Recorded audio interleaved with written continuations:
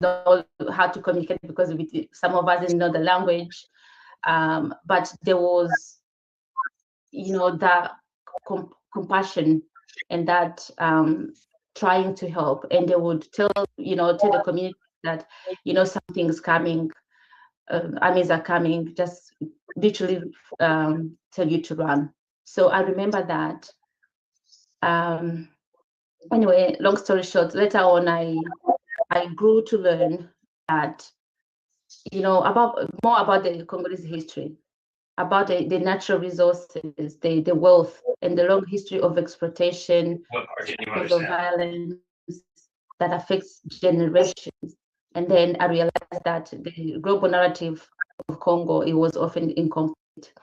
And too often Congo is introduced through statistics, numbers, through conflict reports, another report, through images of suffering, but my first introduction still there, and it was through humanity, through that support that I received. Yes, there's a lot of stability and millions who were killed, millions are displaced, but I encountered that place of resilience, very, very rich culture, strength, and community who continue to build, love and worship and sing and raise children, live their normal lives as normal as they can be. So Congo for me was not just a corridor where I passed through. It became my survival story, and it shaped my understanding of displacement. And I think from my introduction, it sort of shapes the future in terms of being strong, trying to help others, and try to empower, especially in the humanitarian space. That's where I've worked. That's where my studies are, to try to make a difference, to try to help, to contribute, so that not what happened as a child doesn't happen to anyone else.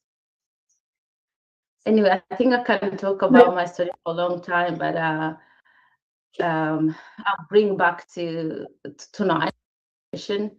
And as I said, my story in Survivors Uncensored is number 75.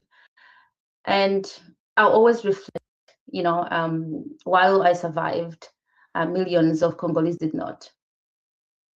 As we speak now, there are millions of Congolese children who are still experiencing this exact fear that I experienced, this hunger, this exhaustion, these mixed emotions that I experienced, and worse. Congo have one of the largest number of internally and externally displaced people. Yeah, and the daily scramble of survival has been ongoing for 30 years for Congolese people. So I think as we go through this reflection, our goal is to see justice, so that no other children or adults have to face situations like this, because it's still happening, and no one should ever have to suffer like that.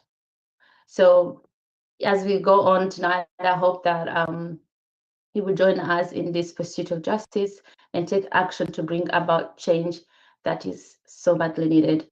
So we have, I think at the moment I will pass to someone else in the program, and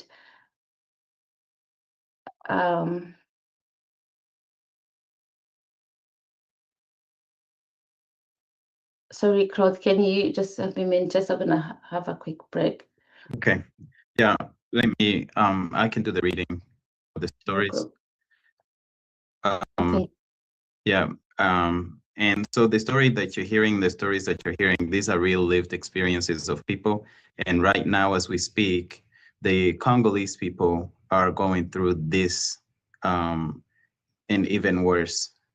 So the books, the readings from Survivors Uncensored that we're starting with, these are going to be short readings.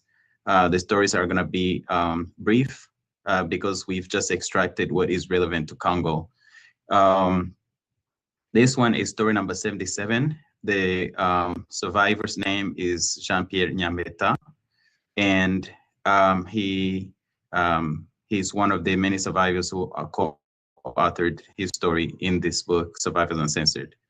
And so the part that I'm reading goes, as the war progressed in Rwanda, the RPF, the Rwandese Patriotic Front, which for those who don't know is the party in power in Rwanda, back to the story. As the RPF, the rebel group that started the war in 1990, took over more territory, we fled to Congo. We got to Congo in September 1994. And even though I was a child, I wanted to know everything that was happening. I initially lived in a refugee camp in South Kivu near the town of Bukavu. In October 96, the RPF invaded Congo and started bombing and shooting into refugee camps, all packed with people. There were all kinds of people in the refugee camps, and the bombing was indiscriminate. Women, children, old people, young people, the disabled, Hutus, Tutsis, Twas, Congolese, they were all getting hit and killed in masses. One of our most painful memories is seeing some of our family members and neighbors killed in the camps in this invasion. Even though I was a child, I kept wondering how it would all end, seeing people dying all around me. So many times I prayed my last prayers facing imminent death. Despite that, I kept running and fleeing, not knowing where I was running to. I was saying to myself that even if I die, I try to preserve my life. It was a long, painful, and sad journey. Some of the things I will never forget were the way the Congolese helped refugees on the run.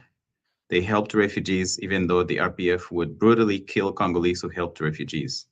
One day I was in the Congolese jungle and a group of Congolese people passed by and I was hiding. I coughed and they came back. We spoke and I told them that I was a Rwandan and they said to me, hurry up and come with us so that the RPF will not find you here and kill you the way they are killing other Rwandans. It was also Congolese people that helped me get on the boat from Bandaka to cross into the Republic of Congo, which is neighboring to the DRC. I was the last person to get on that boat that left Mbandaka before the RPF took it over. There was a Congolese soldier who saved my life. I was running to the boat in Bandaka and there were shootings and bombings falling around us. Many people on the boat were begging for the boat to leave, but he refused, saying that if they left me, I'd be killed.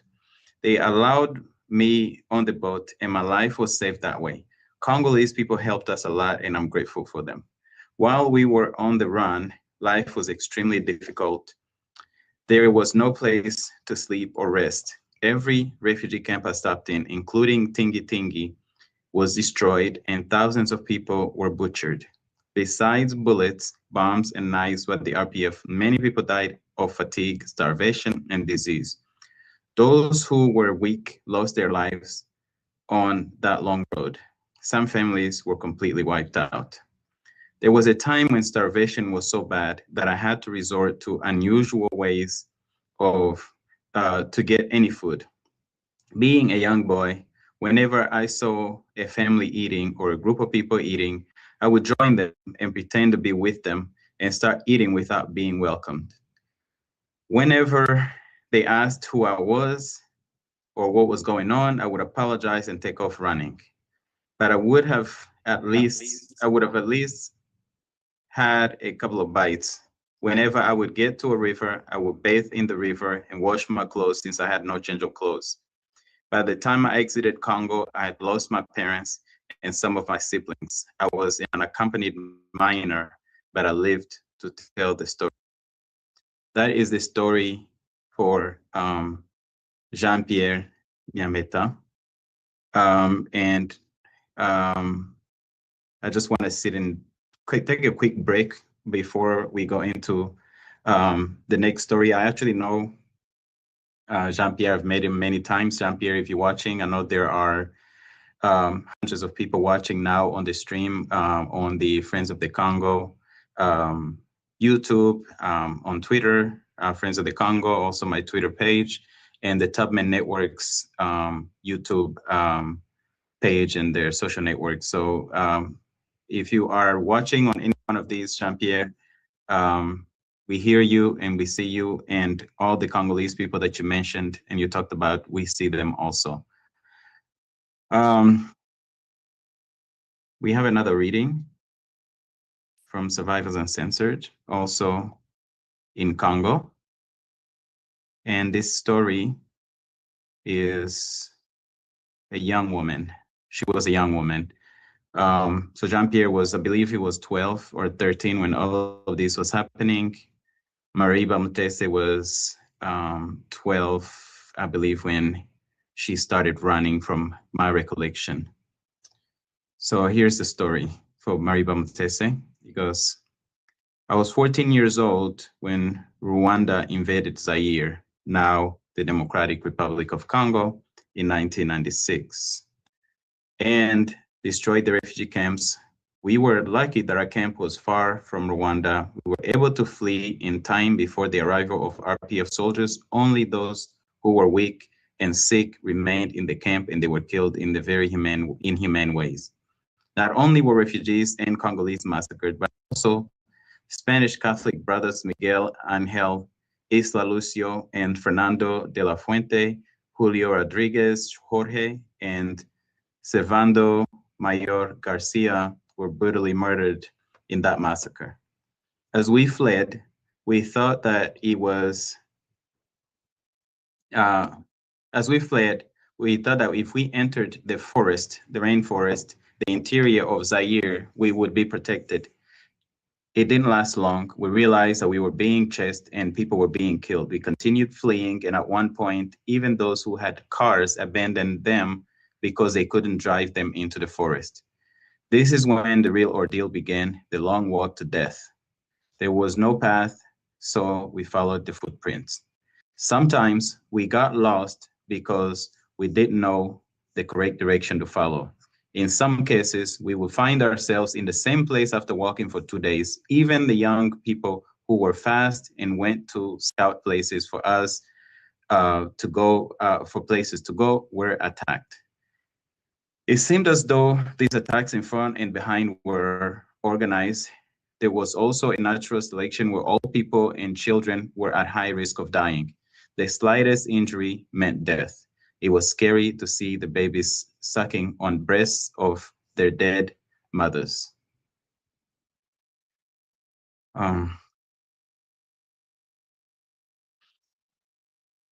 It was also horrifying to see moms abandoning their children in despair. As a mother today, I realize how hard it was for them to do such a thing. Many of these atrocities were reported in the UN Mapping Exercise Report for Congo released in 2010, but there was one place, Sanyi Camp, that was curiously not included in the UN Mapping Report. This is proof that not all major atrocities have been documented yet. During the ordeal, I ran into a Congolese mother selling flour who asked me my first name, who we were, and where we were going. I answered that my name was Marie and that I was with my mother, my sisters, and my nephew, even though we were not together at that moment. This woman said to me, "Do you know that it's dangerous here? I myself only come during the day. In general, people are killed here at night or very early in the morning." Then she told me to go find my mother because she was going to hide us. She also had a daughter named Marie. I found my mother with my sisters, my grandmother, and my nephew. We went without hesitation to this lady's house. She went to hide us in the forest where her family was also hiding. Then one morning we heard the bombing of the Sanyi camp. We could see the smoke coming down through the huge trees of the forest. We saw the refugees running away, and I recognized one name, Mama Grace, who was pregnant. I saw her give birth right there. She was bleeding with a baby in her arms, and I don't know if this woman and her baby are still alive. There was death everywhere. This is the place where my grandmother passed away as well. At this time, I would also like to pay tribute to my little niece that I was carrying as we fled, who died while still on my back. It was terribly traumatic because I was still a child myself. In some locations, we were also chased by Congolese militias who were paid to flush out refugees. The Congolese who protected the refugees asked them to work in their fields, and we only ate once a day. For most of that time, we were starving and exhausted. There were 6 male Rwandan refugees hiding in the homes of Congolese that were all killed in the field. And because of the persecution, the consequences to the Congolese who hit us and the trauma they faced, even the Congolese who still had compassion were now afraid to hide Rwandan refugees. Some even chased them away from their homes. Seeing skeletons at that time had become commonplace. Some Congolese people jokingly told us to go and say hello to our brothers and sisters by showing us the skeletons. The Congolese woman who hit us remained faithful to us. She did not chase us away, but we had to change our hiding place several times. One day, a militia found us. They were like drugged demons. My mother begged them not to kill her children. They looked at us and said they wanted a woman. My mother offered herself, and these militiamen told her she was too old. They turned to me and raped me in front of my mother. I saw her terrified and helpless before this unspeakable crime. I know that there are many women who were raped during that time, and my heart goes out to them. There are 2 scenes that I'll never forget. One is where I saw real love in a couple where the husband was sick.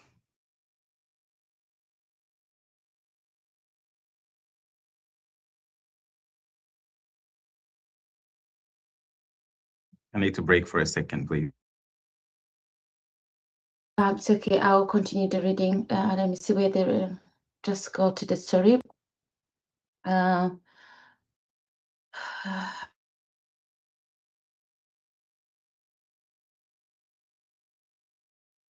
close when we're reading her story. Let me see. Bear with me a minute. I check where he was at too.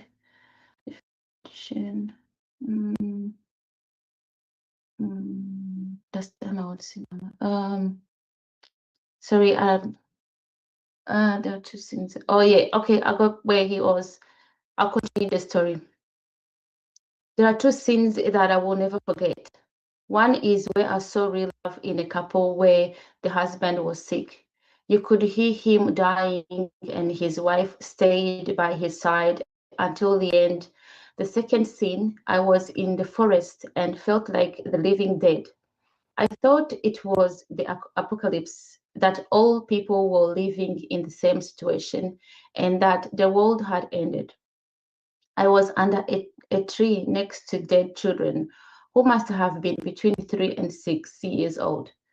Innocent human beings were killed, and now that these 3 children were already dead, there was a look of peace on their face, an end to their suffering.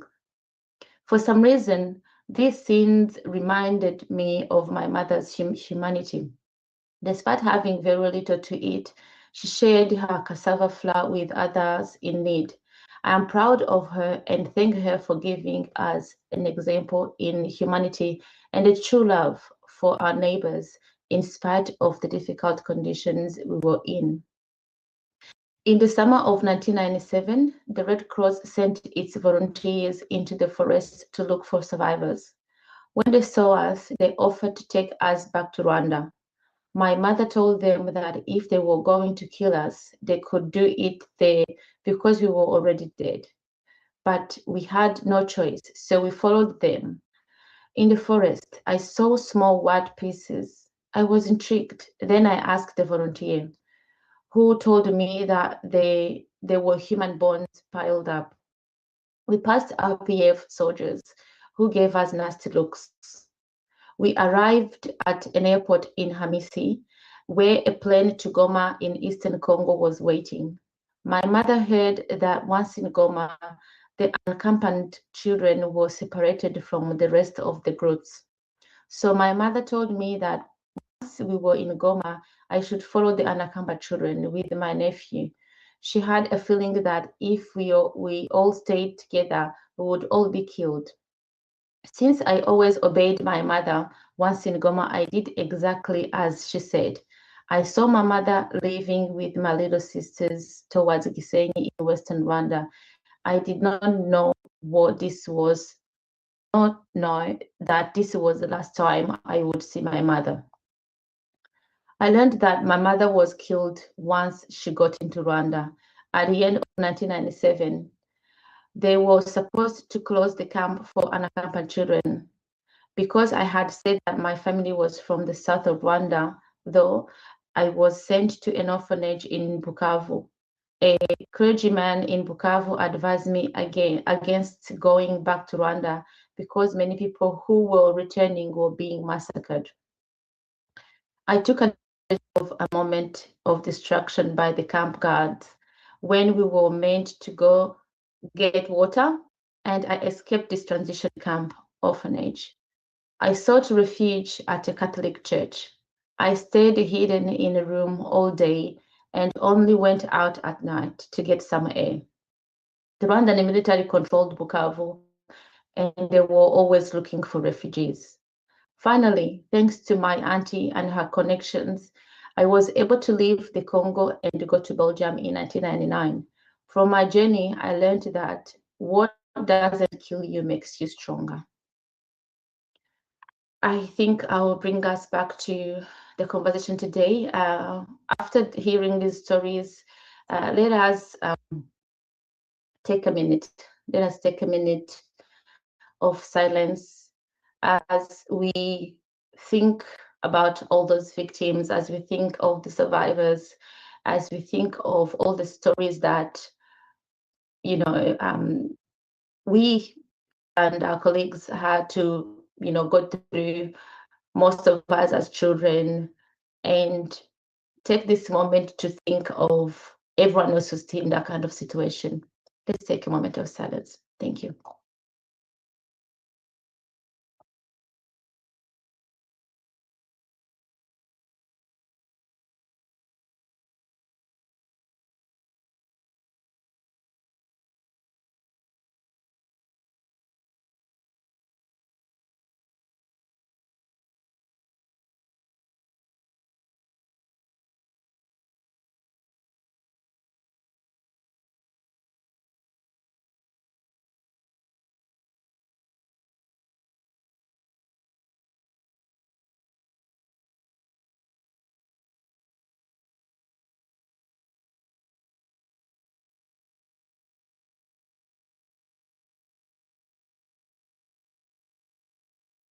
Thank you, everyone. These moments are tough, and not only for people who've lived this story or similar stories, but also for people who hear it. So I encourage everyone to take care and to reach out when needed.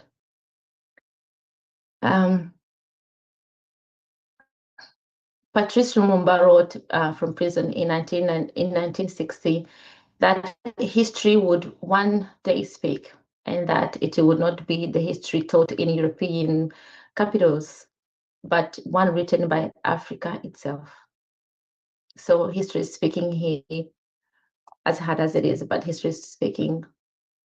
When testimony is heard directly, neutrality becomes difficult. We are no longer distant observers, we become witnesses. And witnessing carries responsibility, and I hope that that's what's happening here. We'll take a moment of break where we have a video from Tabma Network. If the video is ready, so we have. So as you watch, I guess allow yourself to feel the dignity that persists. So Congo is not only a site of extraction and conflict; it is also a site of beauty, intelligence, and endurance. And the question before us is whether global systems allow that dignity to flourish. The video. Thank you.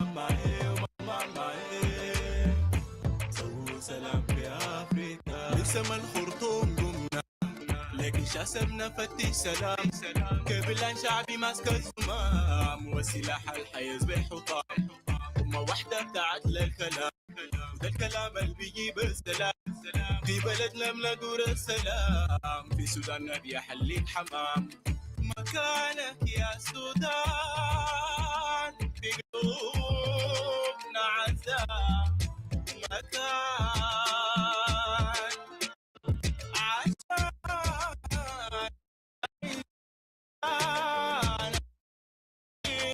تبقى أمان تبقى زي ما From the rivers of Congo to the desert of Sudan na New York longo de Lusijam Dr. Houten to Sinjam Finyom Lumumba ba yiwon war na Sinjanga ni nyagi de hamu isa wade da for peacekeeping be El Fasa Bagoma Butembo to Bunia tunataka Sudan, peace in Congo, and let the world know. From ancient to pro, together as one, the river flow. It make me sad, make me cry, make me feel so bad. You see the people, see the children cry. It make me sad, make me cry, make me feel so bad. The people in Congo and Sudan die.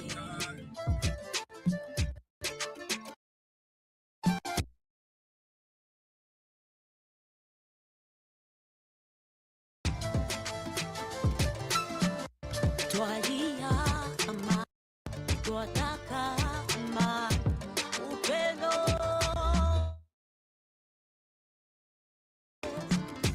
twalia ama twataka upendo salama tumechoka tumechoka kulala pasipo sababu wamebakwa watoto wameshinda shule amani salama upendo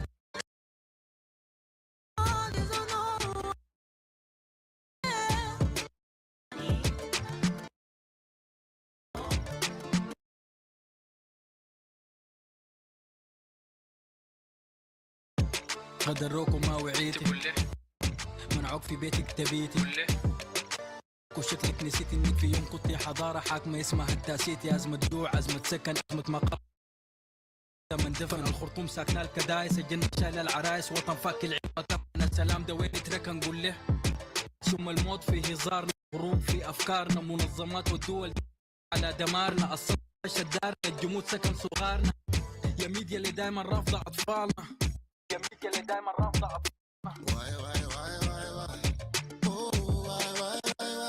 Why do it so the day furtive to come still at night? Find your strength, find your will. Turn to your family and that you fight and believe. Say when you fight for your right, it's better than to die not try. How can you be my savior and live it like oh, nothing?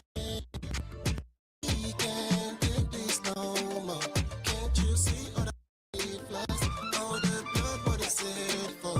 Nothing.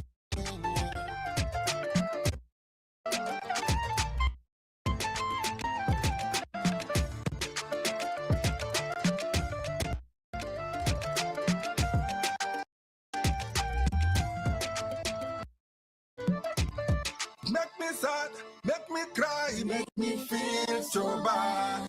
You see the people, see the women and children cry. No. It make me sad, make me cry, me feel so bad. See the people in Congo and Sudan die.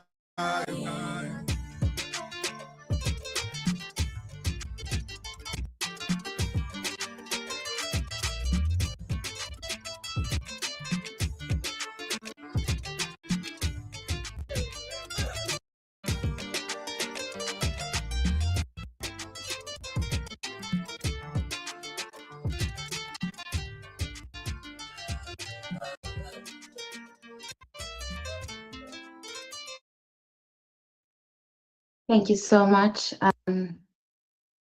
Tama Network, for that music. Helps us reflect on what's happening, and we ask for peace for Congo, peace for Sudan. That music was beautiful. Thank you.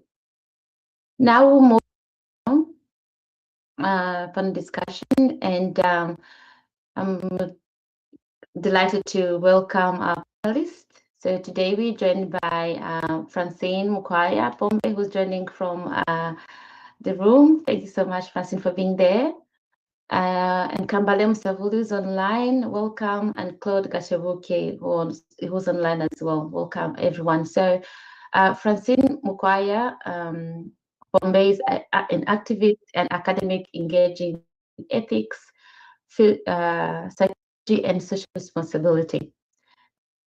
Savulu is a human rights advocate and Pan-Africanist from the Democratic Republic of Congo, raising global awareness about ongoing violence and resource exploitation.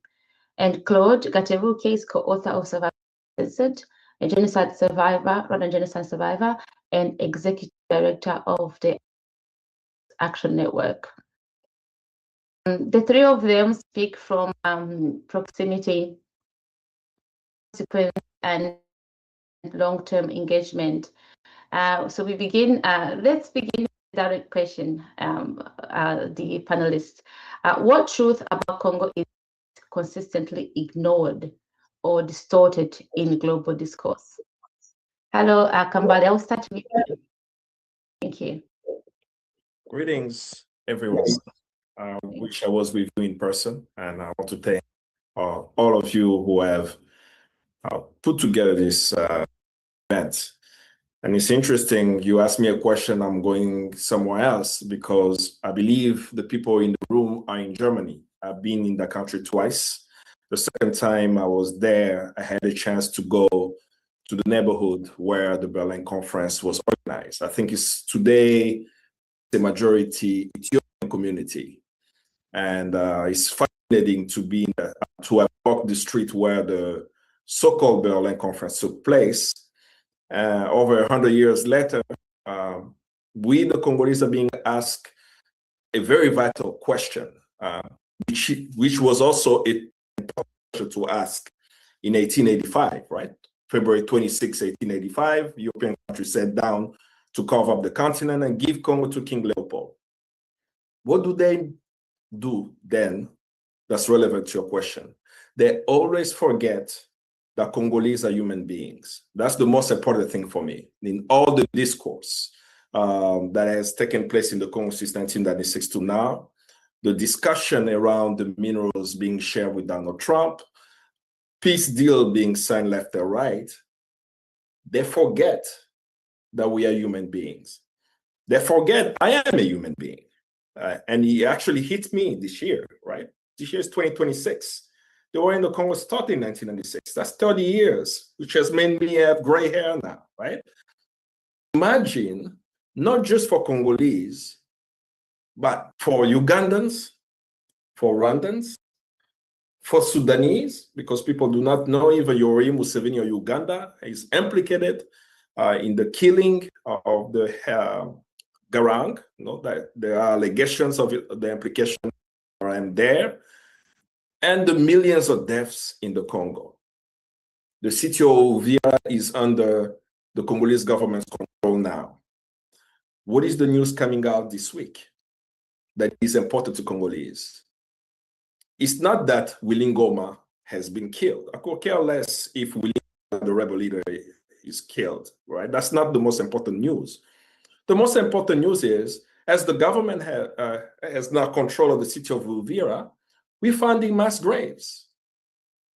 Mass graves of people we do not know their names, we do not know their family members, and this has been ongoing for 30 years.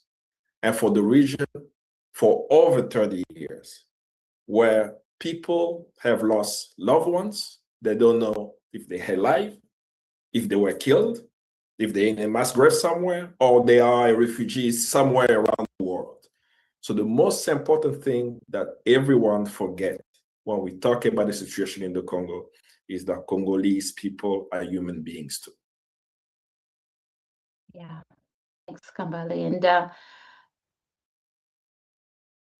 that cannot be closer to home, than to me, because I think I shared my story before you came, and when we were running through the ordeal in Congo, we lost my older brother, and he's one of those that we don't know if he's in one of those graves, if he's God knows where. So it's things that people don't understand.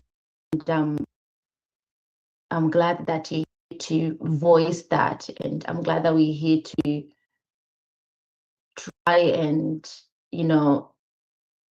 talk about it. It's as hard as it is, but these are the realities that we live with. Francine, I think I will put this to you as well. Talk about it. What else would you like to add? What are those?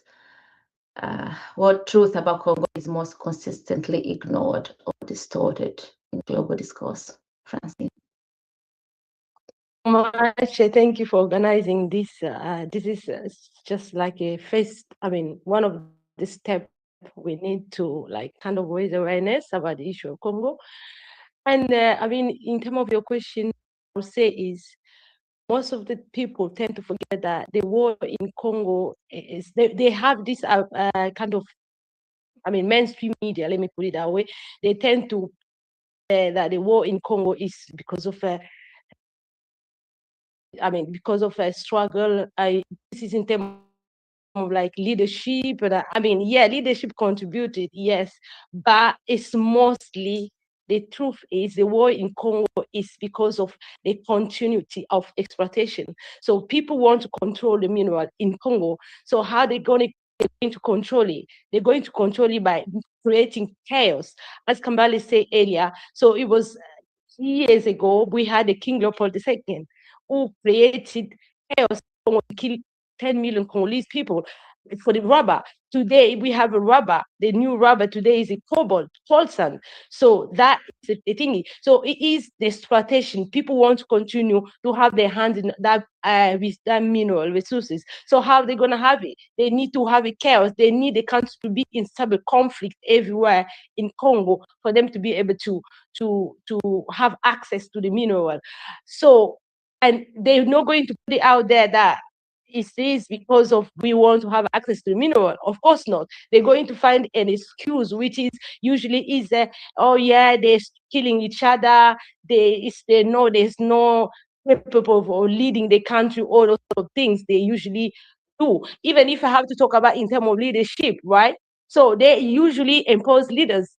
Yeah, that is something they impose leaders against the will of Congolese people. Let me say maybe probably Africa in general. So in 1960, Congolese people elected Patrice Emery Lumumba. So why did they assassinated him? So they killed him because he wanted Congolese mineral to benefit Congolese people. So for that single reason, they actually kill him, and that's the unity. They don't want any respectable, any decent leader to lead the country, because if they have a decent leader, it's going to put into the Congolese people face. So overall, if I have to conclude, is what the truth is, the continuity of exploitation of mineral. Everyone wants a piece of Congo, so everyone wants to control that minerals. That's the truth. That's fact. And like I said, or I always say, the war in Congo is economic. So they put it out, they hide it. They don't want to say it's us. I know this might sound cliche, stop blaming people, but that's the fact. It's the fact that the war in Congo is they want control of mineral, and Congolese have been chained for years. Yeah, so that is the truth that people don't want to talk about. Technically, thank you so much. Yeah, thank you so much, Francine. That's a really sad truth, and the reality that they're trying to hide, in that chaos. And before we continue, with Claude's contribution. I want to remind everyone to start sending your questions and your reflections in the chat through wherever you are calling from, YouTube, other socials. Send the questions, and then before we, when we finish our chat, we will get our colleagues to reflect on some of those questions. So thank you. I think, Claude, I will also get your reflection on this, but at the same time, sort of, because what they are saying, this is the realities that we know, and we're trying to, I guess, to tell people who don't know, who, trying to hide them. And we're speaking about responsibility, and we must, I guess, ask clearly, where does Europe material really benefit, and where does political silence protect economic interests? Claude. Thank you, Delphine. It is a great honor to be here with you guys, with everybody. And for Black History event to be held by Tubman Network, the ancestor that I so much admire, so much, wish that so many people were like, a woman who took so much risk to rescue and to help, and to fight against an evil system like slavery in the US. I think it's really fitting. It's also fitting that we're talking about Congo, because what is happening in the Congo today, and the hidden truth is, I want to go back to the last question. I apologize, but I do want to go back to that, because the hidden truth is what we see today in the Congo is no different. It's of course there are some differences, but it's set up the same way that the transatlantic slave trade was set up, where back in those days, human beings, we were the merchandise. We were the people who were being kidnapped and then packed into these little buildings. I've been to Gorée Island in Senegal. The little rooms that they packed in like hundreds of people to put them on the boats. Some of them throw them off the boat, some of them get shot and things like that. That was actually a legalized system that was enabled by international, by the global community, international leaders at the time, which was multiple European countries, and their laws that allowed the corporations to go and exploit and take the people from their lands, bring them across the Atlantic into the Americas and enslave them. And slavery was also legal in the US and in the Caribbean and South America, and basically in the Americas, all Americas. What we have in Congo today, and in order for that to happen, so I talked about the governments enabling it, we had corporations that were doing the trading. You also had some local sellouts that were doing the same thing. We have that exactly today. That is the setup we have in the Congo. The Congo, what we have is a genocide that's been going on for the last 30 years, since 1996. Today is 2026, as Kambale said.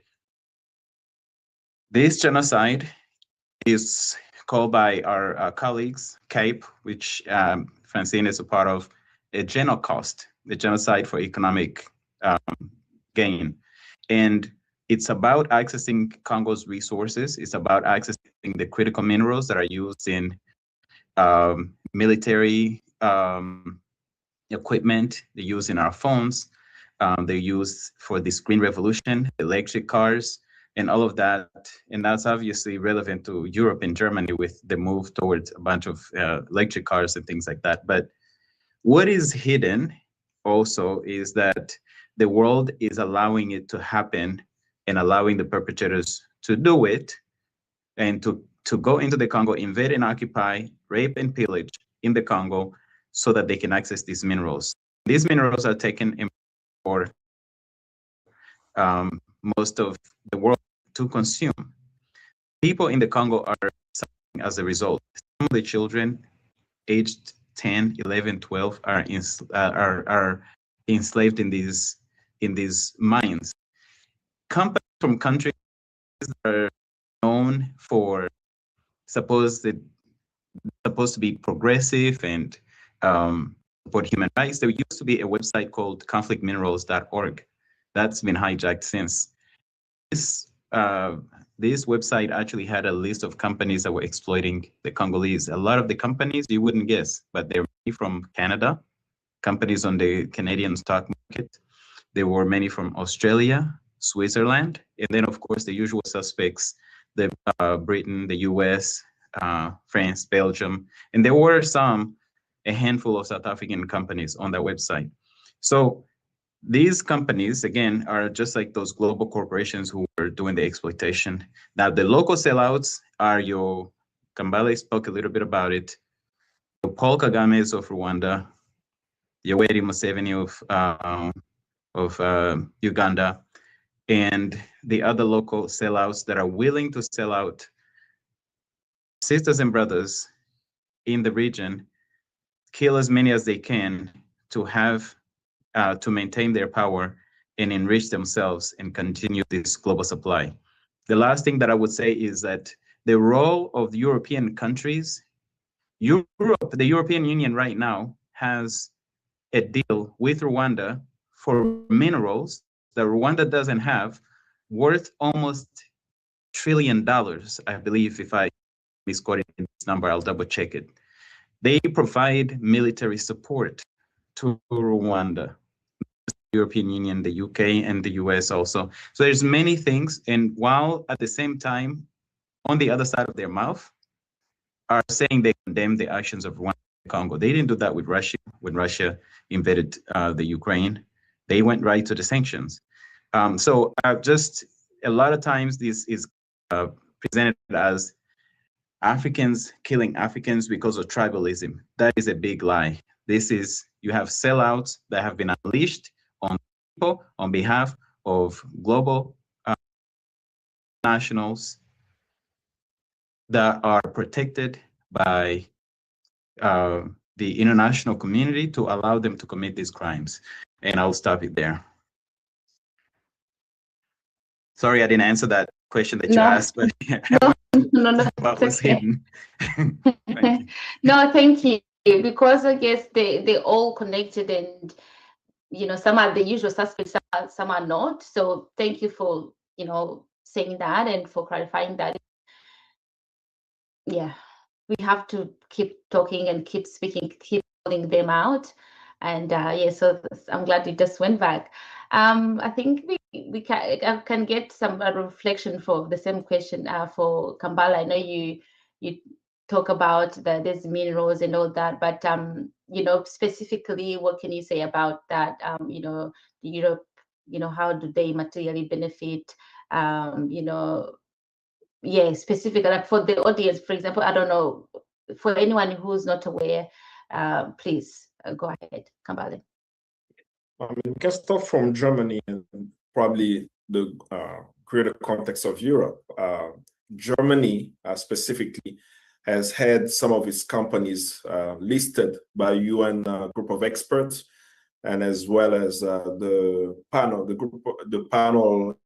in the early 2000 for being part of companies pilfering Congo's resources, particularly Bayer. I think Bayer, the company that makes the Bayer aspirin, Bayer had subsidiaries getting access to Congo's coltan. That panel of experts in the early 2000s listed about 85 companies. They asked for countries where these companies are registered to take actions, and no actions has been taken on these companies. Another thing to really think about companies even operating in Europe. It's an example of one company in Luxembourg, Traxys. Traxys just last year, if I'm not mistaken, Global Witness wrote a report showing very clearly that the coltan coming from the mine in the Congo called Rubaya, and that mine was under rebel control of the M23, that the minerals left the Congo to rebel hands, made it into Kigali. A Kigali registered company in Rwanda sold those minerals to Traxys, and nothing happened to that company today. The report is public. People put online, Global Witness, Traxxas, the reports, the methodology that they use for the research for everyone to see how they have the information and the evidence that the company registered in Luxembourg has access to Congo's mineral control by rebels who are raping, killing people, putting the dead in mass graves without any accountability. But then when you look now at the geopolitics, when I mentioned the company Traxxas, one will wonder why, when Europe was ready to sanction Rwanda, one country at the European Union blocked it, and that country was Luxembourg, right? That's also public information, that Luxembourg was one of the countries stopping the European Union from sanctioning Rwanda for supporting rebel groups in DRC. The same now is true in the United States. There's been a lot of talks in the US administration about sanctioning Rwanda for its actions in DRC. First, public disclosure, I do not support any unilateral sanctions by the US. I think that many of the sanctions are illegitimate, particularly on Venezuela and some of the Latin American countries.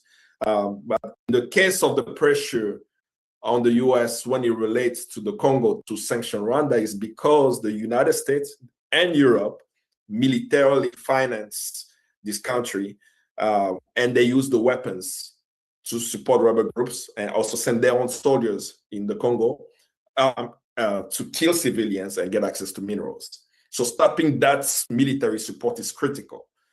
But you'll be surprised to know that the person who stopped the US sanctions on Rwanda is a US legislator.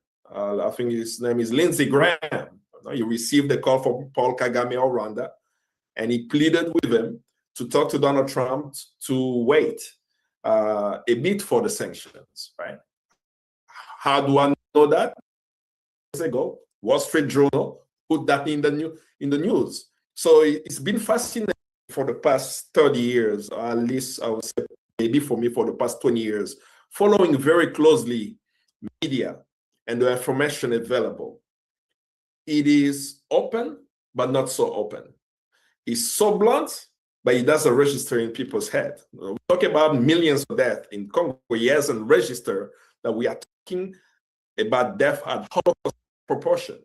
Yeah. But it does not bring that attention. But what can people in Europe do? What can citizens in Germany do? Hold the German government accountable, right? What are your taxpayers' money? How is your tax money spent on the African continent? Germany supporting Rwanda in any shape and form through the European Union. The European Union, as Claude mentioned, has a mineral deal with Rwanda. Our companies are creating artificial intelligence machines in Europe or in Germany using minerals coming from the region, from the Congo, right? Are they using the Congo's cobalt? Are they using Congo's lithium? Are they using Congo's copper? Those things can be found, but it would take citizens of these countries to ask questions, right? What is German position as it relates to the genocide in the Congo? Are we going to continue to support those who are pilfering Congo's resources? Are we going to continuously support Rwanda and Uganda without any accountability? Are we going to continue to use mineral resources to build the technologies that we use on a daily basis? The cell phone, the laptops, now all of us are on ChatGPT or Cloud, not even questioning how these data centers are being built with minerals literally coming from DRC. That's the responsibility, I hope, those who are in the room will help engage in the research of the companies. I mentioned a couple, the list is long, to holding this company accountable and holding also the government accountable. Yes, thank you so much. And I think, like Francine said earlier, there surely has to be a way of, doing, like, utilizing the natural resources without hiding it into chaos and without millions dying. And every taxpayers have to get the government, answering those tough questions that sometimes people are scared to talk about. So thank you so much, Kambale, for that. And uh, before we continue, I just wanted to quickly shout out to people who are following. And there's someone who, Sharon, say that this is incredibly heavy but necessary to hear. Thank you for your courage to share so deeply. Can't begin to imagine what you, your families, and friends go through on the daily. Yeah, it says it all. And thank you for being here, and thanks for supporting us. And yeah, we have to keep, talking and until people stop dying, stop being killed. Yeah, that's has to be specific. We continue, and I'm mindful of the time, but if there's a question in the audience, Amal, Francine, please let me know. But I would like, was there a question in the audience, Amal? Thank you.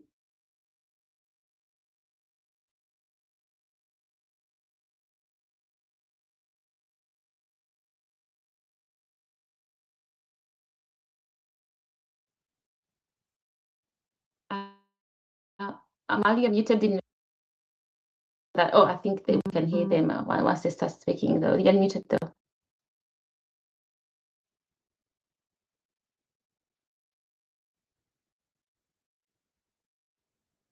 We get them from unmuted, please.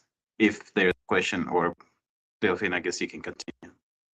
Yeah, no, Yes. Yeah. Hello, yes, good evening. I just wanted to say thank you to all the speakers for sharing their own personal experiences and all the testimonies. You have really shed light on this 3-decade-long genocide and this worldwide continuous theft of Congolese earthly resources. My question is, after hearing all this, I'm quite affected because I knew of the issue, but not as much as I really learned a lot. What I wanted to maybe hear from the people that spoke today and have already a lot of information about what's going on, what can we take away from today as a way to stand against this issue in the future, and what are some concrete steps or insights that our current and future leaders can take to stop this issue? I know I've already heard a little bit from Kambale, yeah, but I would like to hear, I mean, that was more for us to speak about it and to ask the important questions. Anything else that we could do worldwide as the African diaspora and our community? What else can we do? Thank you. Thank you so much. Someone notes. That's very important to, I guess, what's the takeaway message? And we'll go with the Francine. What's the audience? I guess the message for them. What can we do? What can everyone do on the different levels? Francine, thanks. Wow, thank you so much. So the first thing is people should be able to raise awareness about the conflict in Congo. And then when you raise awareness, it's like a first step for people. When people know they are educated about the conflict, and then what is behind the conflict, that will actually makes people to take the actions. And also another thing is, last year there were resolutions, what they call it again, 73, yeah, resolutions which was voted in the Security Council. So Security Council, we all know, is represent all the country were there, and they voted, all the country voted it. About the issue, the conflict in Congo, and how they can stop it. So the resolutions actually, because we had a lot of dialogues, a lot of sort of resolutions in Africa, in terms of Africa, and a lot of like when they will have a dialogue, sort of that, something like that, and then people will see the proposition, a lot of things. So that resolutions that was voted last year in Security Council actually globalized everything. But the problem now is, even though all the country voted, all the countries supported it, yeah, but now why they're not putting that in action? Even like most of the time when they vote a resolution in Security Council, majority of the time Russia, you tend to block it. So, but even Russia, all of the countries voted it, and why they're not putting it in place? Right? In actions. That's one of the solutions. So if we can, I would ask everyone to go and read the resolutions 2773, which was voted in Security Council last year, 2025, about the conflict in Congo. So, and from there, you can educate people and put pressure on your government. You guys who are based here in Germany, you can put pressure in your country, your MPs. You guys elected MPs, so that's one of the things you can put in, like pressure, because you need to understand that the Congo is in the heart of Africa, and it's like I'm a scientist, yeah. So I study science and psychology and all that. So when your body is, your heart is not functioning anymore, you're dead. Yeah, you proclaim dead. So Africa is technically down, because I don't want to use the word dead, but it's down because the heart is not being fixed. The heart is sick, and the heart is sick for years. Soon as we find the solution to treat the heart, we find the solution for Africa. Of course, it's not going to come as like a magic, but you need to think about Congo is the only country with 9 neighbors in Africa. So if Congo is sick, it's like a branch, like a root. It's going to affect the neighbors. The neighbors go their neighbors. Their neighbors go their neighbors. You see how it goes. So we need to be able to fix that heart of Africa. As soon as we fix that, and how we can do that, by starting to raise awareness, by putting pressure on in terms of this resolution we're talking about, but also demanding justice. Because without justice, nothing is going to happen. We need justice. The victim are demanding justice. I mean, if I have to talk about the victim, my husband, right, he's one of the victims. He was a student during the invasion of Congo. He just started university in the University of Bukavu.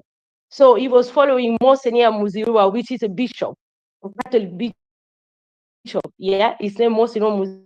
He was killed, and all the students was following him because he was against the first invasion. They all were hunting down. So he has to run to Uganda. He doesn't like me to talk about this story much. I mean, until when he's ready, his name is Sephorian Pombe. So he is that, and then he has to end up in Uganda, and they hunt him in Uganda. And then from Uganda, he was saved to go. They gave him visa to go to live in Norway. So this is a people, a lot of people are close to. You will notice they are victims. So for the sake of the victim, we need to put these resolutions because it was voted. I don't want to repeat myself. You guys need to forgive me. I'm a teacher. I teach at university. We have a tendency of repeating for the students, but I'm really sorry about this. So we need to push this resolution, and we need to ask for justice, because when we have a justice, justice will bring reconciliation. Reconciliation will bring between Congolese. I mean, we are united, but there's a victim, some victim, they feel like people who killed my parents, they are in power. They want to, they control mind, they control all the things. They want to, as a human, you want to practice vengeance. It makes sense. But so not all of the victims are like that, but some like that, and I understand it. So we need that. We need that resolution to be put in place. I mean, international community need to, I mean, they voted it. So they need to actually put in action. So how are they going to put in action? But has putting pressure. When we put in pressure, educate people what's going on in Congo, and demand justice, the things will move forward. And by that, we're probably going to have a good leadership as well. Thank you so much. Sorry, I was a little bit long. I'm really sorry. It's okay. You don't have to apologize.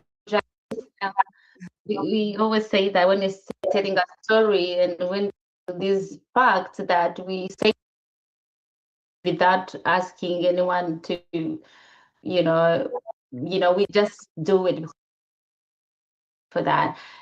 There's a question for Kambale, and I think you had something to add to the as well, Kambale. A question from the audience from Jean-Paul to Kambale. On Thursday, 26th of Feb 2026, the Congolese government signed a 1.2 billion healthcare partnership.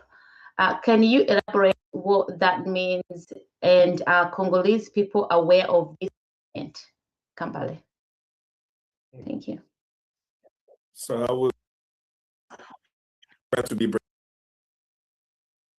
I'll do the addition and then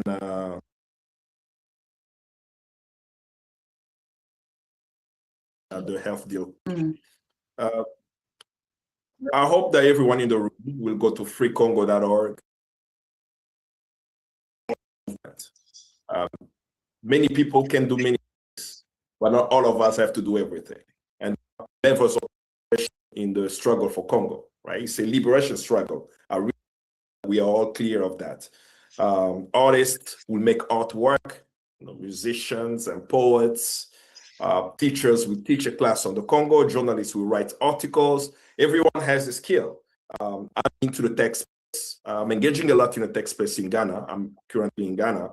And within the discussions in the tech space in Ghana, I'm always finding a way to include the Congo. And for Black History Month, we decided to have a panel on Congo.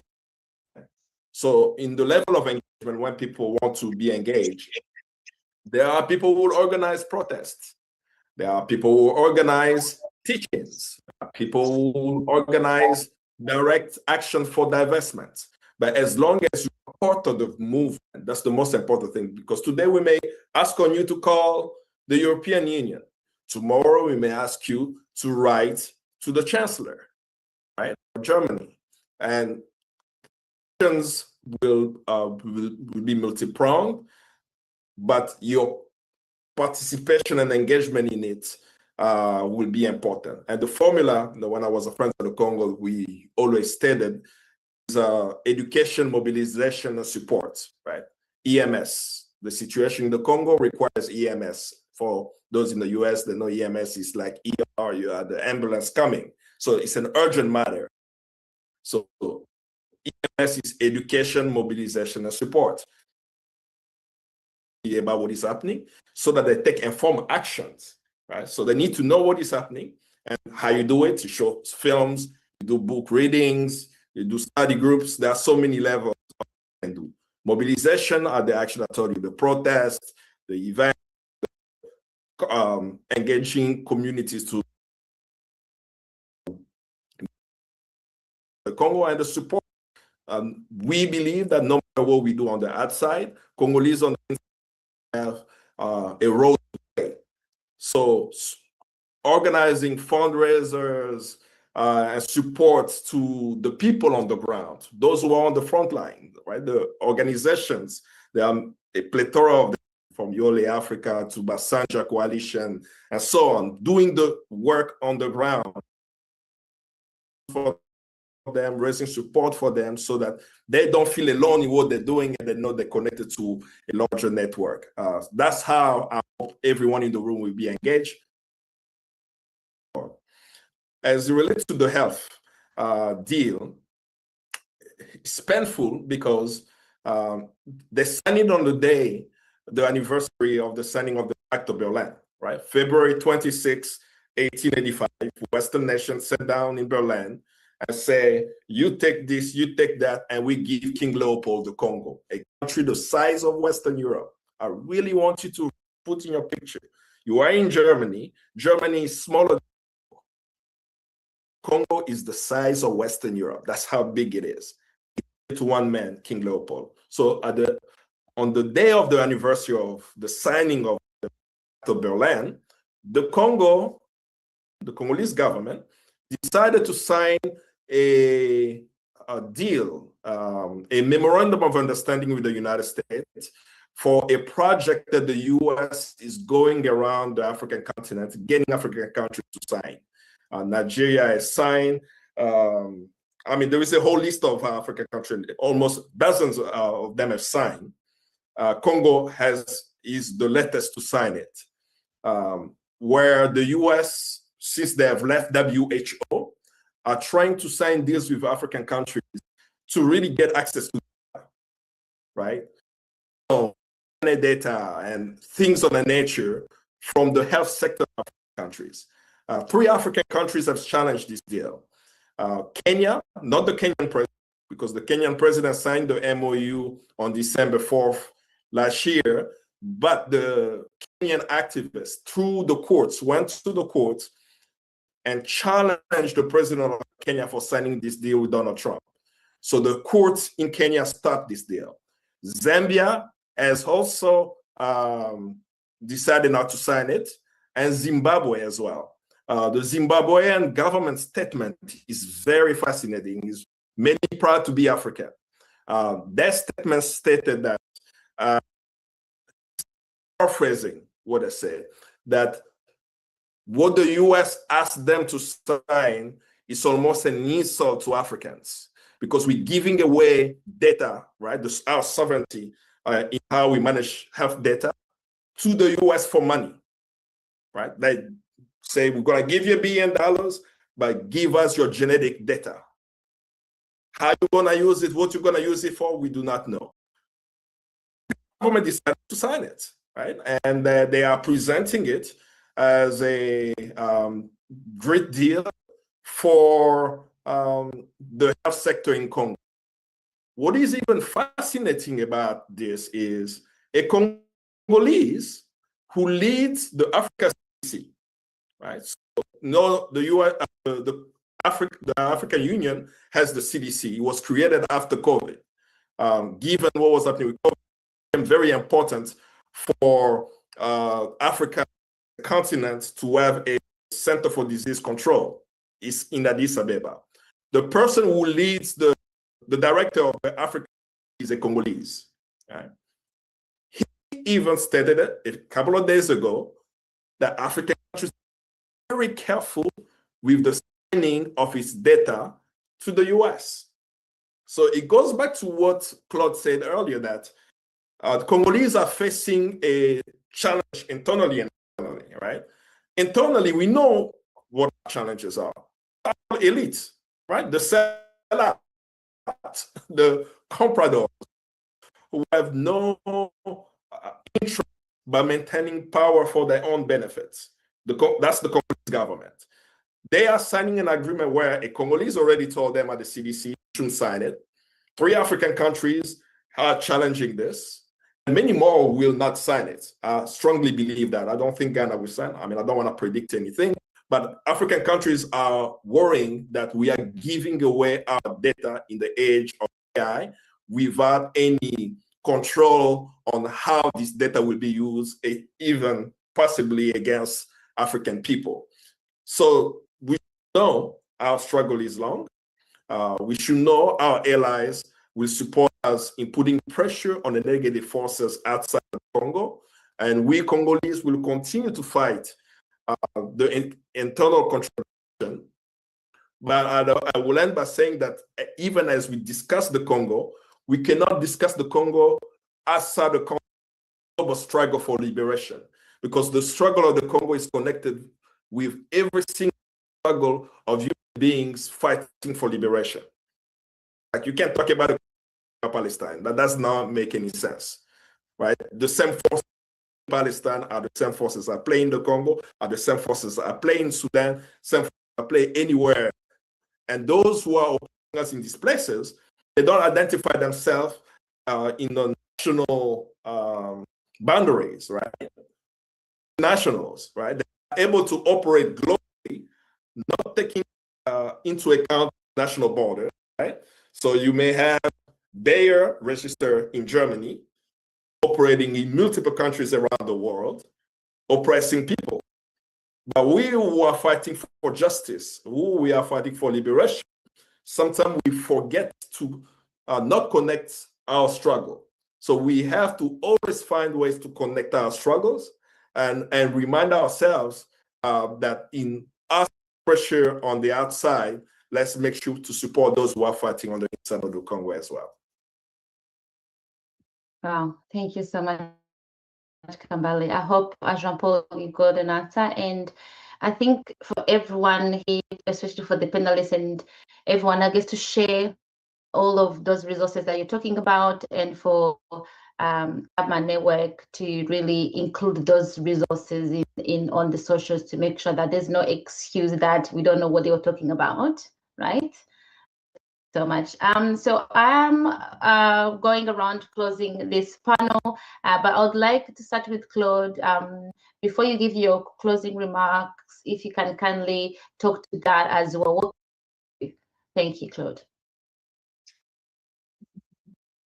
I love the question by the sister in the room. I'm sorry I didn't catch your name, but the question about you hear and what can you do with it?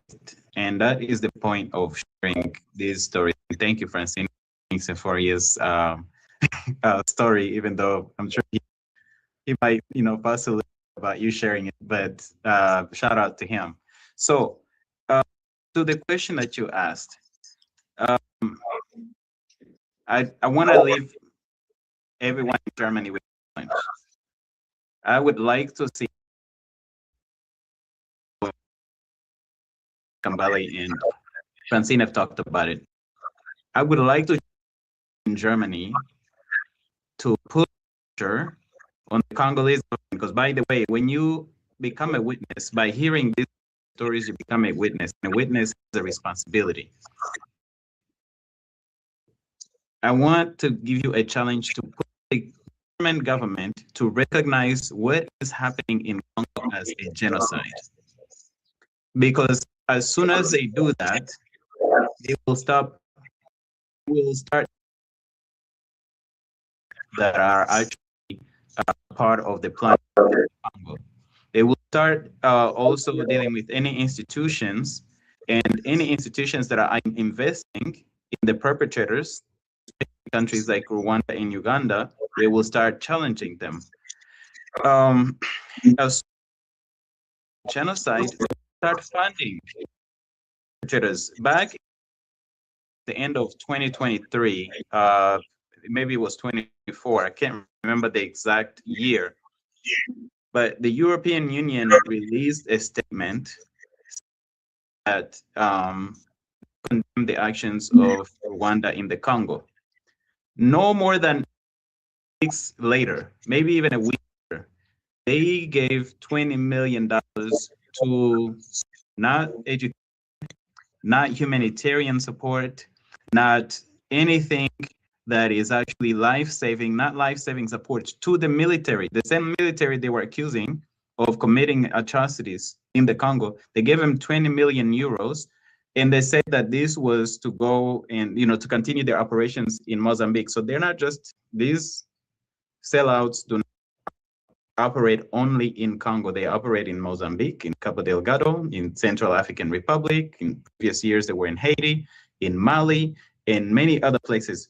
So I challenge the people in Germany to push the German government to recognize what's happening in the Congo as a genocide. And by the way, I challenge people in every country, us too, here in the US, to recognize what's happening in the Congo as a genocide, because that is going to immediately push for some level of action or some type of action, or at least some accountability. Thank you so much, Claude. I'll get you to give your closing remark. Were you finished? But before that, yeah, but it looks like there's somebody with the microphone that is looking to speak. Oh, okay, cool. I was going to ask, there was the last question as well. Yes, please go ahead. I will introduce myself. My name is Zalomo Kazadi Sokona. I would like to add a bit because we're talking to Congo. We didn't really explain the biggest, or to explain in Africa or in the world what represents Congo. That's why I would like to talk about everybody to know. And Congo in Africa is the second biggest country in Africa after Algeria, I think. Without that, talking about Africa, Congo is the first the first country with rich at many resources in Africa, in the world as well. About the world, Congo is the second country who has the biggest forest, Amazon. Maybe that's where everybody doesn't know all we are not talking about. So I would like to show the people the biggest Congo in the world. In the world is the first country who has 75% of minerals of all the world.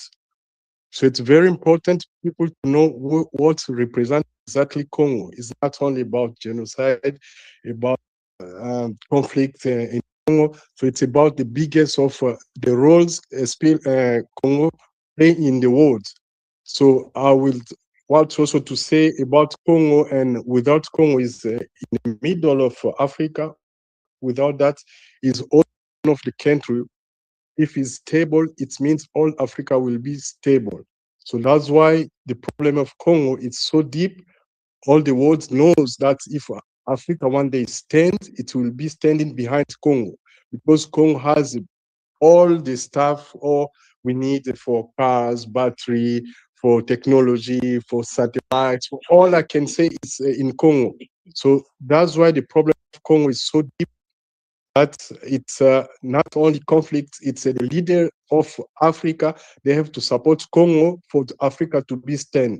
If Congo is not stable, we can start today till tomorrow. No one, and Africa will never be stable. The stability of Congo is the stability of all Africa. So that's why it means we have to work as one country. All Africans support Congo to be stable, and then the rest will. We have many things, we can do many things, and we can even, I can say, we will not even want to be outside of Africa to look for whatever, because all is in Africa. We can build a biggest Africa, and Africa to be the biggest and richest country in the world. So that's not country, continent, sorry, in the world. So that's why the problem of Congo is deep. It's the leadership, and for all African countries, leaders, not only Congo, but all Africans leaders must know that for a stabilization of Africa, it will start from Congo to support all Africa. That's why I was just that we didn't work it about the true biggest of Congo, which party which represent Congo in the world. So it's all I was about to say. Thank you. Like the panelists say that it's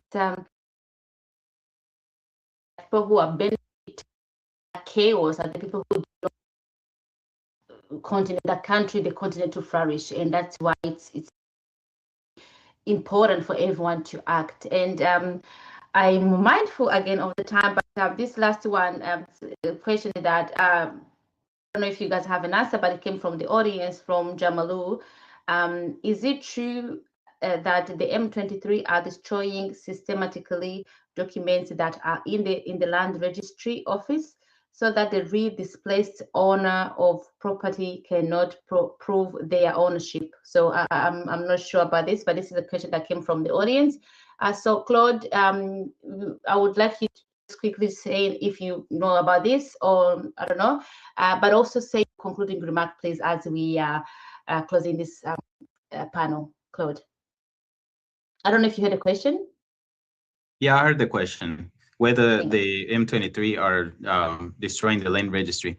Yeah, it's the same exact playbook that actually was happened in post-genocide Rwanda, where people's property is being seized. So in Congo today, there's actually like registrations, like land registrations. They're like starting branches in occupied areas in cities like Goma and Bukavu and stuff. People are being herded to these offices, forced to go and re-register land, being dispossessed. That's part of what is happening in of the dispossession. And the M23 itself is not a a real, it's not a force without the support of Rwanda and Uganda, and neither of the two are able to support them with the type of weaponry that they use, the sophistication that they use, without the support of Western powers, especially, as I said before, the European Union, the UK, the US, and a number of others. So yes, that is the case. And then just to land this, to close this, I think the other thing that needs to happen is for people who are not engaged to, ask for, like, hey, what can an observer do? And I always say, don't be an observer. Take action, join in the action. Kambale talked about the action, start with freecongo.org, and then join and look to organizations like the Tubman Network and Friends of the Congo and some of the other sponsors here that are doing the work to make a contribution. Share the stories that you hear here, not just to share them, but to get action going and take on the challenges that we're putting forward. And I would like to land it there, and thank you so much, Delphine. And it's always a great honor to present with you, my brother Kambale. And we are 5 years away from our meeting in Rwanda, when Rwanda, Congo, and the whole region will be liberated. But all of it is tied to not just the local or the region, it's tied to the global. And that's why we are having this conversation in Germany and around the world. We've got hundreds of people that are following and on various platforms in various countries. This is a global issue. The Free South Africa movement of yesterday is the free Congo movement of today, and it needs to be global. Thank you so much, Claude. Ballet, in closing group. I don't know what I can think. The one thing I will add, the M23 is the Rwandan Defense Force. We need to be very clear about that. The Rwandan Defense Force is the Rwandan military. M23 stands for the March 23rd, March 23rd, 2009 Accord of a rebel group that had a different name. So M23 used to be called CNDP. CNDP used to be called RCD. RCD used to be called. For those listening to this video, they're like, what are you talking about?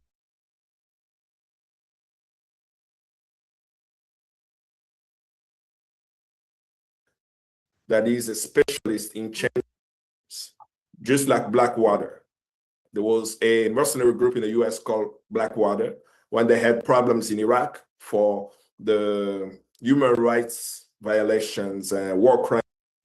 They changed the name from Blackwater to XZ. So the rebels in the Congo knew that this is perfect. So we may be called EPP today, tomorrow will be called CCC, and people will not have the bandwidth to actually study. So someone will be talking about the M23 here in the press that they are telling you Congo has 150 rebel groups, and you are completely confused about who they are. It's a Rwandan-backed force with the Rwandan military within it, which has been engaged since 1996 to present in destabilizing the Congo with Uganda, and unfortunately, many people have died. So my conclusion will be the way I started it. It has dawned on me now that it has been 30 years since the war in the Congo started. We go to these panels, we go on television, we talk about the situation in the Congo. We don't realize that the years are passing. That's 3 decades, right? There are 30-year-olds all around the world, right? They are even younger than 30-year-old, where we are saying we have a lived experience of 3 decades of war. National justice is very important for me and for many people who have been affected by the conflict. Rwandan President Paul Kagame and Ugandan President Yoweri Museveni stole 30 years of my life, but of lives of millions of people in the region. What does justice look like? Are we saying that we just want to go to another peace deal signed in Washington or Doha? And this coming week, right, people in Uvira have discovered mass graves in the city after M23 retreated from the city. Are we saying that, well, just negotiate peace for minerals, right? So the fundamental question of justice is what's going to bring peace. Because if we don't address the question of justice, right, we have millions, 1 out of 6 Congolese has been killed in the Congo in the past 30 years, right? Every Congolese knows someone who's been affected by the war. Every single Congolese, right? These millions are yearning for justice. And they know that the people who are committing the crime today, after 30 years, the only reason they are committing it is because they have never been held accountable. So if James Kabarebe and his forces killed people in 1996, nothing happened. 1998, I'm talking about the Garrison report, where they massacre Rwandan refugees and Congolese in Gitiki. Nothing happened to them. They went to many towns from that time in 98 to present, right? That I just mentioned, Uvira. 2 years ago, I was talking about Kishishe, Bambo. I can give names of the towns, right? Where we know survivors of those who escaped. Why are they committing these crimes, right? 96 they committed, 98 they continue, years after years they continue. It's because they know and they believe nothing will ever happen to them. So if we don't address the question of justice, which is what Dr. Mukwege stated when he won the Nobel Peace Prize, right? If people go online and listen to the Nobel Peace Prize, he lifted up the most important document for Congolese, which is the UN Mapping Exercise Report. A report published by the United Nations High Commission for Human Rights in 2010, on October 1st, 2010, stating that what is happening in the Congo are war crimes, crimes against humanity, and possible genocide if proven in the competent court. Now, proven in the competent court is important, right? So if there is no tribunal, there is no definition that a genocide has happened, actions make it difficult. So in 2010, Congo got a document that says that.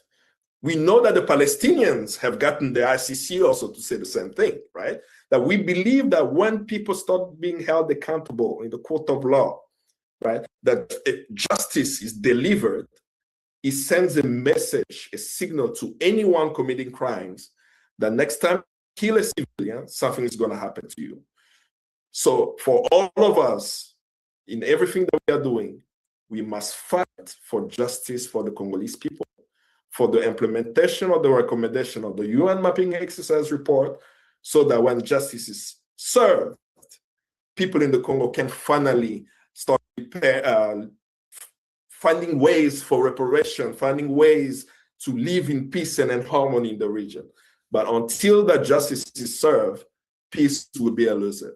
I call for everyone, let's continue to fight for justice for the Congolese people. Let's continue to fight for the implementation of the recommendations from the UN Mapping Exercise Report. So in very close years to come, we can finally be at peace. Thank you so much, Kambale. Francine, I'd like some closing remarks for this panel from you, please. Thank you.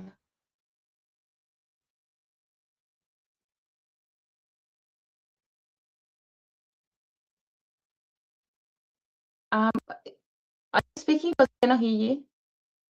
Is Francine speaking?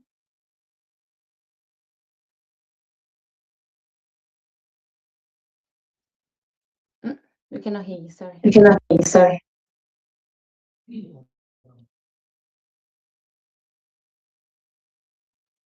I think we would take the other mic that they were. Okay. Thank you. Okay, can you hear me now? Okay. There is a message, the comment, and Garrison, who's been supportive of Congo, for years, and Garrison.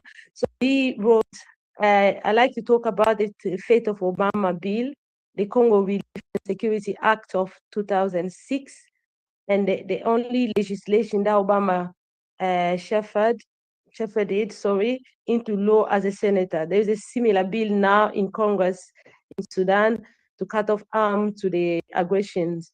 Given the failure of the Obama bills, are their effort worthwhile? So it's asking Kambale. I don't know if we have to bring. I know we have the time, but I don't know, Kambale, if you wanna answer that. Or Very briefly, Claude? for the Obama bill, what the Obama law, as they call it, the Public Law 109456, passed in 2006, whenever we focus on it, for me, it's not really for the implementation of the bill. It's to expose the hypocrisy of the United States. This bill, written, not implemented fully by Obama, and not any other president, says this in Section 105, that the U.S. Secretary of State has the power to withhold aid to nations destabilizing the Congo. The Secretary of State today, Rubio, has evidence that Rwanda and Uganda are destabilizing the Congo. Before him, Blinken had the same thing. Before Blinken, Clinton had the same information. Who else was there? The senator from Massachusetts, I forgot his name. John Kerry, Susan Rice, go on and on. Every Secretary of State has evidence that the countries, Rwanda and Uganda, are implicated in destabilizing the Congo, yet they have a law in the books saying that the U.S. should revolt aid to this nation, and they don't revolt. What does that mean? It means that the U.S. government is breaking the law, right? So what we call it is a failure of the Obama law, but it's the best teaching tool to activists to ask the legislator, the senator, the Congress people, why is the U.S. breaking the law? Because us seeing how tough legislator can be when asking questions about Epstein, right? So if they can be so detailed and no evidence when it comes to hearing on the DRC, they act as nobody knows what's going on. But it's more a call for American citizens, right, to be aware of those contradictions and them holding the legislature accountable. Remembering that in the biggest economic crisis of our lifetime today, right, people are struggling to survive, yet they are taking their money to fund dictatorship on the African continent. They're not building your schools. They're not building your hospitals. They're not improving your economic situation. Yet they take your tax, at least 30% of it, to fund wars and dictators across the world. So that's how I look at the bill. I look at it as a failure. I look at it as an engagement for activists and mobilizers to go to communities, to share with them this law, Public Law 109456, to let the world know that Section 105 is not being implemented. It means that the US government is breaking the law and that something needs to be done. So that's the response that we'll give. And I'm really happy to hear that she's online. Congo and people of the region, for, I don't know if I should say your service, but for everything you've done to the people of the region and lifting up our stories in ways that we wouldn't be able to do so for the world to know what is happening in the Congo, Rwanda, Uganda, and the entire region. Thank you so much, Kambale. We go back to you, Francine. Okay, thank you so much. I'm just going to be brief. The thing is, I want today we learn and we know as the importance of Congo in Africa. So we also learn that the mineral that is people, the war in Congo is economic, and the people who are behind that war, because it's economic, they don't want it to stop. So because they have a profitable, I mean, they've been a lot for years, so they don't want it to stop. But I want you guys, all of us, to remember they are minority still. We are majority, yeah, whether in Africa, diaspora. So we are majority. So in a democracy way, minority always win at the end. We've done it in the past in South Africa.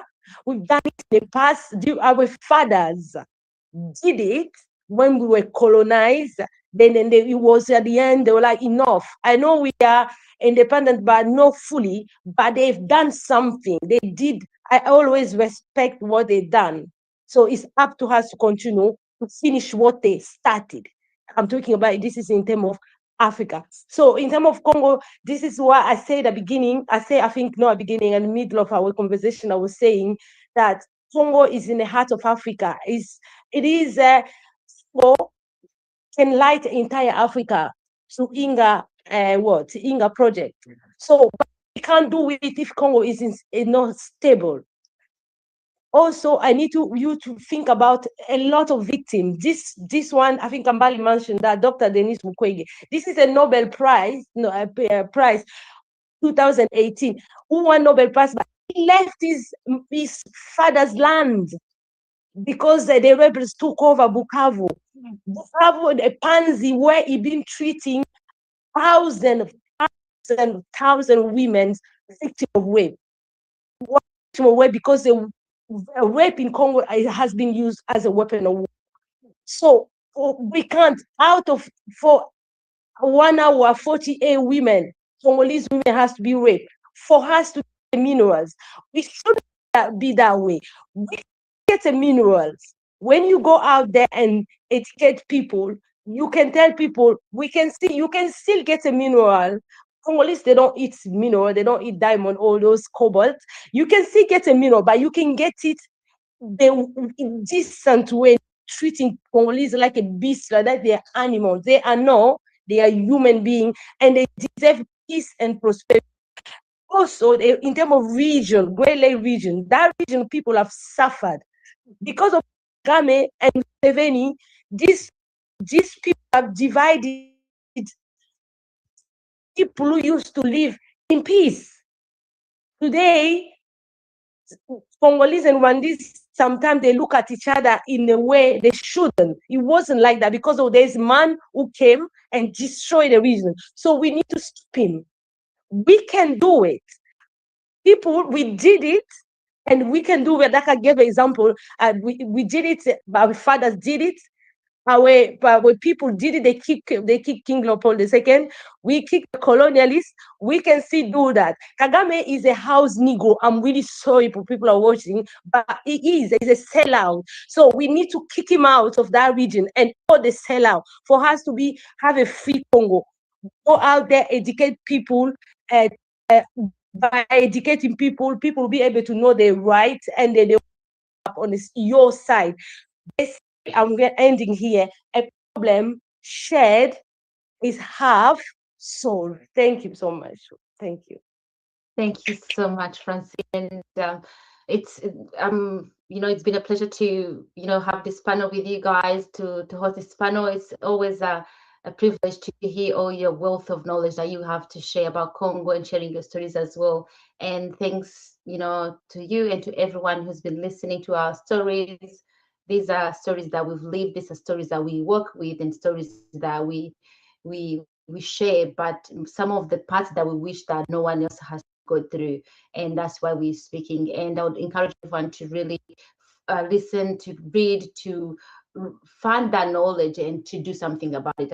I think the panelists have shared enough of what you can do in action. And closing this panel, I'd like to thank again everyone who's done a lot of work to get this ready, lots of work behind the scenes, but also the sponsors of this event. I cannot forget them. So Friends of the Congo, Great Lakes Action Network, Aglan, Black Star News, Diego Bevila, and everyone else who's done a lot of job in the background. And also thank you to the Tama Network for that beautiful song.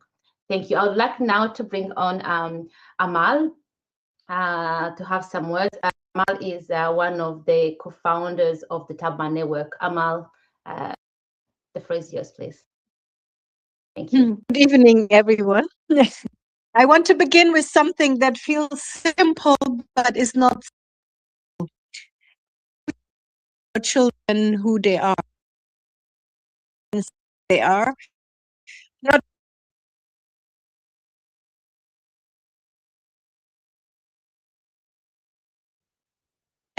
in responsibility. Malaika and the Big Heart of Congo is not just a children's book. It is a decision about narrative. It is about what we allow our children to inherit: rapture or continuity, shame or strength, silence or language. Let me share a moment from this book. Mama tapped the back of her phone. Inside the battery, she said softly, and inside that battery is a shiny blue metal from the ground in Congo called cobalt. On batteries.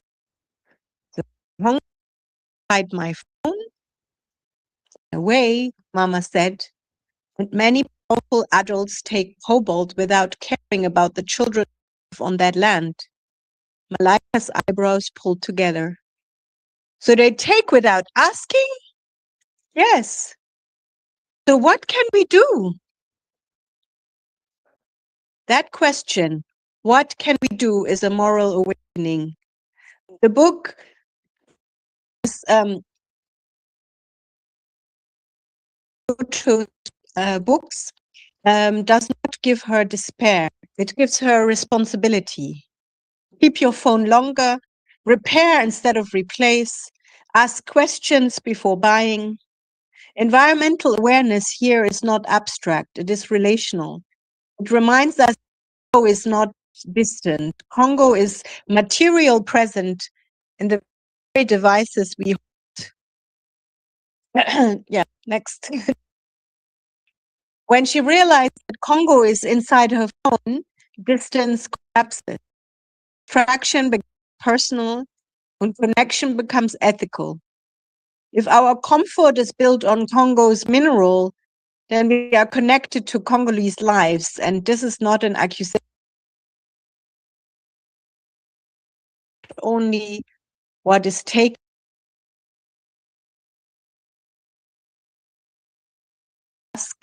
It is students in crowded lecture halls. It is market women negotiating prices at lightning speed. It is engineers and musicians and pastors and coders and activists. It is WhatsApp calls between continents. It is families navigating power cuts and still planning for tomorrow. It is rural and urban. It is fiction and improvisation. It is fiction and brilliance. Here is not a postcard image. It is work. It is struggle. It is memory. It is inheritance. Consciousness in this context is not new. It is ancestral. And yet the story does not remind. Arsene misses their father. There's no spectacle, just a quiet tear. Arsene is a Congolese young man that I've supported in the Congolese families, and his father was killed in the conflict. And I remember him crying the tears as he drew beautiful pictures, like the illustration in our book. It's what he remembered doing with his father. There is no spectacle, just a quiet tear. That matters. Our children often carry absence quietly through migration, through conflict, through economic displacement. And our book dignifies that grief. It does not exploit it, and it refuses isolation. Next one. Kindezi, the understanding that a child is raised by a community. Care is shared, grief is collective, and responsibility is distributed. In a history marked by fragmentation through borders, through extraction, through imposed division, Kindezi, Congolese concept of the art of raising children, becomes more than culture, becomes resistance. Now I want to ask you all something here and online. Who here knew Kim Pavi? Oh, you want to Oh, okay. So, Jimbavita was very long time. She was just a young girl. I mean, young woman. Let me put it away. Who for it was no, we didn't have, because we don't there a lot of things that the colonialists. I mean, the colonial the Portuguese wanted to impose, and then he created a movement, a spirituality movement, which actually challenged them. At that time, Congo Kingdom, a part of Angola was part of Congo Kingdom. The Congo Brazzaville were part of Kingdom, and they needed time a southern part of Gabon, I think, Gabon, if I'm putting it out. So, and then he challenged them, she challenged them, and and people, she had a lot of followers, and people follow her, but it come to the end, and she was betrayed, and then she was killed. Yeah, that's the people should. There's a film, a friend of ours who did a film about. Yeah. Yes, absolutely right. So Kimpa Vita was a young woman in the Kingdom of Congo in the late 17th century. She lived at a time when colonial forces were dividing the kingdom and reshaping spiritual authority. She reinterpreted Christianity through Congo cosmology. She called her people toward unity when fragmentation was being imposed. She was courageous. She was politically aware. And she was executed for that courage, burned alive. Not because she was weak, but because she was powerful enough to threaten imposed control. Let that truth sit. So tonight, we pay homage to this ancestor of ours. Let us take a moment of silence, not only to remember her, to call on the strength of this ancestors as of ours, to guide our paths, to steady our courage, and to remind us that unity has always been part of our inheritance. Hold the silence and then continue gently.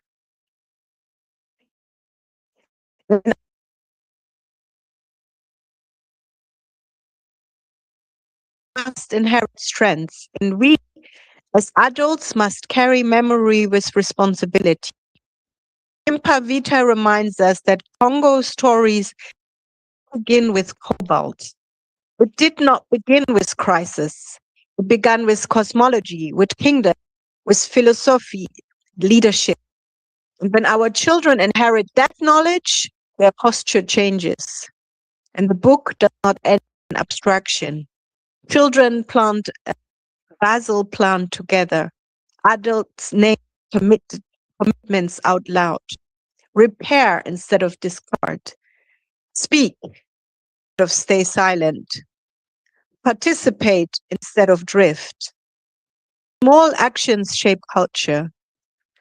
And Toto's bilingual books refuse to separate environment from history and grief from dignity and language from belonging. They remind children that Congo is not a wound. Congo is lineage. And refuse to separate environment from history. And they remind children that Congo is not a wound. Congo is lineage. Carries responsibility. And when our children understand that they come from continuity rather than rupture, they stand differently. They inherit courage, they inherit memory, they inherit work to do. And that is where real change begins. I thank you.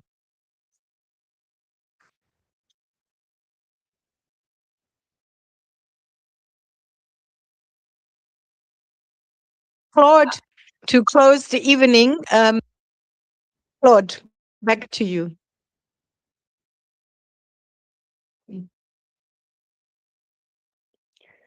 Thank you so much for that, for bringing it to the future, Amal, and I think it's important. If you'll just allow me and indulge me for 30 seconds, a lot of people, when we talk about ancestry and challenging systems and challenging oppression and systems that are built to perpetuate what is happening in the Congo and around the world in many communities, a lot of parents will say, I don't want to teach my children hate. Education is not hate. Education is building the future. And education that brings about change is actually a responsibility. It's not just a duty, it's a responsibility. And we have a responsibility to disrupt systems that are oppressive, harmful, and systems that that do harm to people. So with this, I want to bring it to collective action and closing. And this, just, marks here, that awareness is not, without organization, preserves comfort. We are not here to build a comfort zone, because nothing of value grows in comfort. I loved how blunt you were, Francine. We're also not here to privilege politeness over change. And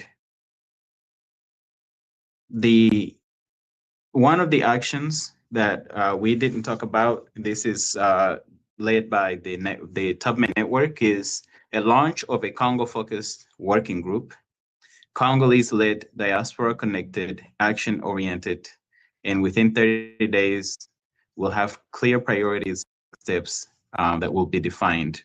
And the work extends into schools and into economic spaces.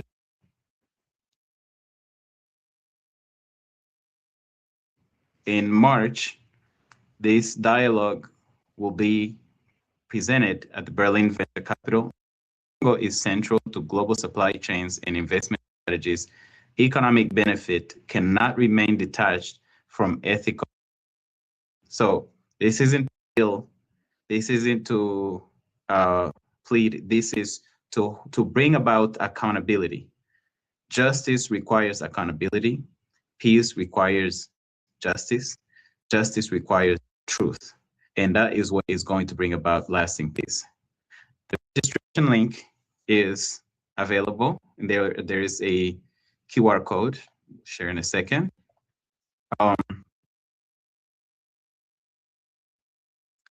And just to land this, responsibility is not guilt, it's agency.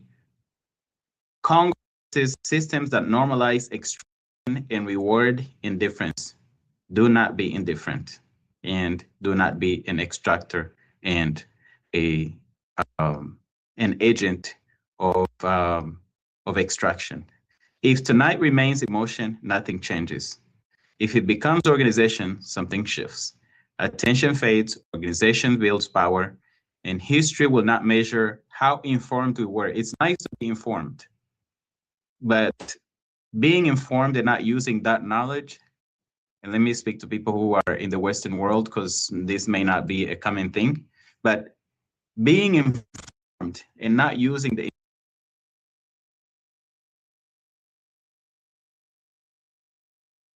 it's like having a bunch of gift cards and not taking them to the store and cashing them. Any less information we get, any awareness of it needs to be fuel to the engine of change, and change needs to be disruptive.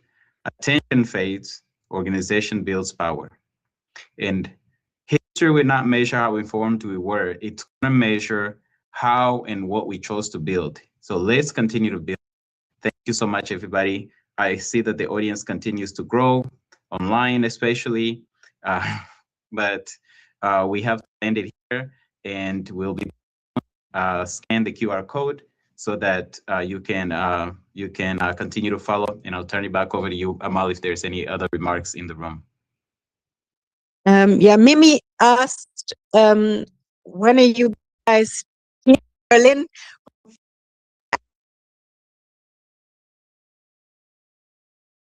Because yes, this is only the beginning of a long-term collaboration and action plan. So we look forward to connect with all of you. Thank you for joining. Wonderful. Any last words? Okay. We end here. Thank you, guys.